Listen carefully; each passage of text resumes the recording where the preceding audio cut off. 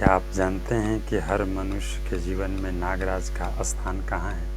हर मानव तन में नागराज का स्थान है और वो नागराज हर मनुष्य के स्थान कहाँ पकड़े हुए हैं, कहाँ हर मनुष्य के जीवन में, हर मनुष्य के तन में नागराज का स्थान कहाँ है। हम नागपंचमी इतनी धूमधाम से मनाते हैं और नागपंचमी में नागराज की अपनी शरीर में, हमारे जीवन में, हमारी भाव में, ज्ञान में कहाँ स्थान है। तो आज हम मित्रों बताते चलें कि नागराज हमारे शरीर में उनका जो स्थान है वो किस रूप में है, कहाँ स्थान है उनका, इस चीज़ को आप आज विस्तार से समझिएगा। और मैं नागपंचमी का बाहर जो आप पूजा किए हैं, पूजा करते हैं, भाव से जो आप नागराज को प्रार्थना करते हैं, मनाते हैं, खुश करने का प्रयास करते हैं, तो आपके जीवन से नागराज की व्यवस्था और नागराज की भगवान भोलेनाथ की कृपा सदैव आपके ऊपर बना रहे और भक्ति अटूट आपको इस वीडियो से आपको और नागपंचमी के प्रति श्रद्धा बढ़ेगा कि जबकि आप जो समझ आइएगा, महसूस करिएगा। नागराज हम कहते हैं ना पंचमी। पंच मतलब हमारा जो शरीर बना है वो 5 तत्व से बना है। छित जल पावक गगन समीरा, 5 रत्न मिले बन अध शरीरा। छित जल पावक गगन समीरा, 5 रत्न मिले बने ये अधम शरीरा। 5 रत्न से मिला ये मिलके बना ये तन, ये शरीर। और उसी को कहते हैं पंचमी, मतलब मैं, जो 5 तत्व से मैं बना हूँ। तो अब इसमें हमारे नागराज की स्थान कहाँ है हर मनुष्य के शरीर में, तो आप उस दृश्य को, उस फोटो को, उस लिंग को, भगवान भोलेनाथ की आप दृश्य को देखिएगा।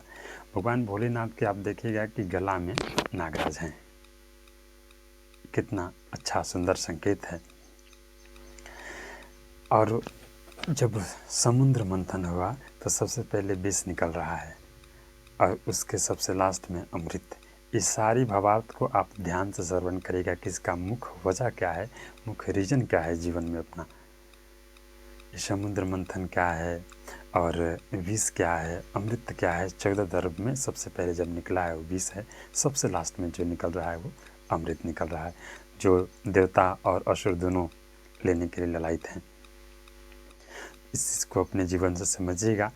और आज हम जब वो देश के चारों कोना में आदि गुरु जगत गुरु शंकराचार्य जी ने 4 मंडलेश्वर का स्थापना कराया अपने नाम से, अपने नाम देके शंकराचार्य। 4 मंडलेश्वर हैं, 4 शंकराचार्य हैं हमारे देश के 4 कोने में, पूर्व पश्चिम उत्तर दक्षिण चारों कोना में 4 मंडलेश्वर हैं। ये आदि गुरु शंकराचार्य जी का स्थापना किया हुआ है। उन्होंने एक भाव, एक भक्ति का मजहब जगाया कि भारत की जो मिट्टी का जो कोना है वो बंधा हुआ रहे और कहीं से कोई अज्ञान और पाखंड नहीं इसमें घुस पाए। यदि घुसे तो ये चारों तरफ से, जिस कोना से घुसे उस कोना से ये शंकराचार्य सफाया का देश ज्ञान को, पाखंड को। इस उपलक्ष्य से उन्होंने इसका स्थापना करवाया था। और जब शंकराचार्य, आदि गुरु शंकराचार्य जी, उनका जब उनसे अपनी परिचय गुरु जी ने जब पूछा कि आपका परिचय क्या है, तो शंकराचार्य जी ने अपने गुरु से जो परिचय दिया था उसको आप ध्यान से समझिएगा। उन्होंने कहा कि न बंधु न मित्रम न गुरुवे न शिष्यम, चितानंद स्वरूपा शिवोहम शिवोहम। हम ही शिव हैं, न बंधु है, न मित्र है, न गुरु है, न शिष्य है, हम शिवोहम हैं। और हर मनुष्य शिव के रूप में है। हर मनुष्य शिव हो सकते हैं, शिव की तरह हैं। वो कैसे हैं, भगवान शंकराचार्य जी ने बड़ा सरलता से समझाया है। और अभी हम वार्तालाप कर रहे थे नागपंचमी का, जो इतनी धूमधाम से उत्सव मनता है। तो नागपंचमी क्यों इतना महत्वपूर्ण है? नाग हमारे शरीर में कहाँ व्याप्त हैं? हमारे शरीर में नागराज जो व्याप्त हैं वो हमारे हैं कंठ में। भगवान शंकर जी कहाँ रखे हैं नागराज को? गला में, कंठ में, गला में लपटे हुए हैं भगवान शंकर जी। तो वो हमारे जीवन में, हर मनुष्य के जीवन में उस नाग क्या है, सर्प क्या है?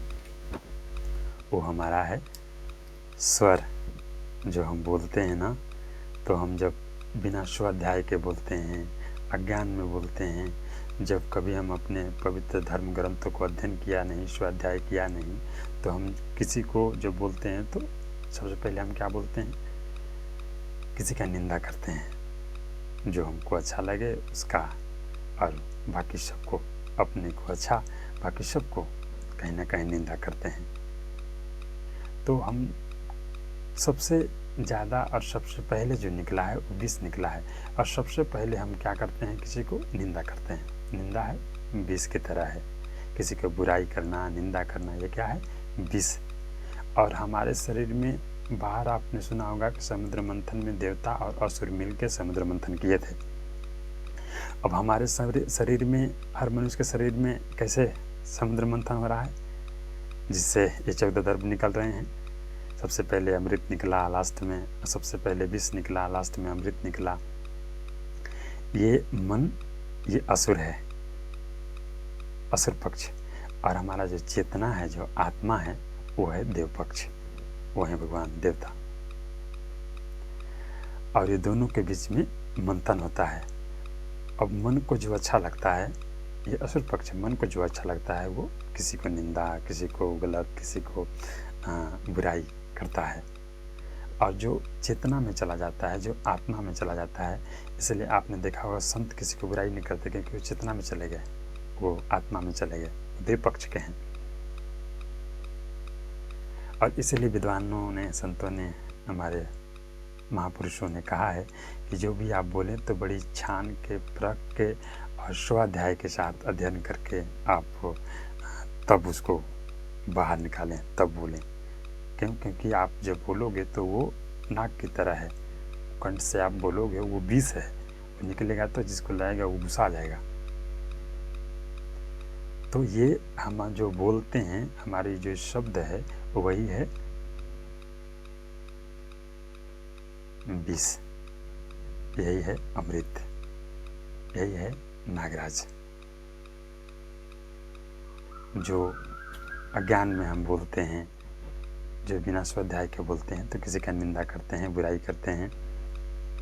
और जब हम ज्ञान में हो जाते हैं, जब हम चीज़ को समझते हैं, स्वाध्याय करते हैं, तो हमारे अंदर से वो बुराई, विष खत्म हो जाता है, और अमृत, लास्ट वाला अमृत निकलता है, आत्मा को प्रिय है, जो सबको प्रिय है।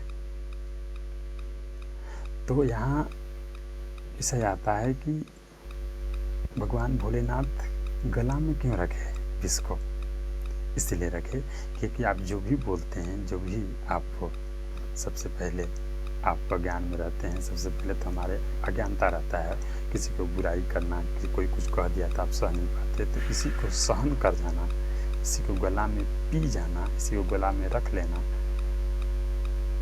और उसको, किसी को अनहित न करना, किसी को अनहित न बोलना, किसी को बुराई न करना, कोई बोले तो उसको गला से कुछ जवाब न देना, ये विष है। और विष को हमको पान करना है, और निकालना क्या है, खोजना क्या है, किसी को देना क्या है, तो अमृत।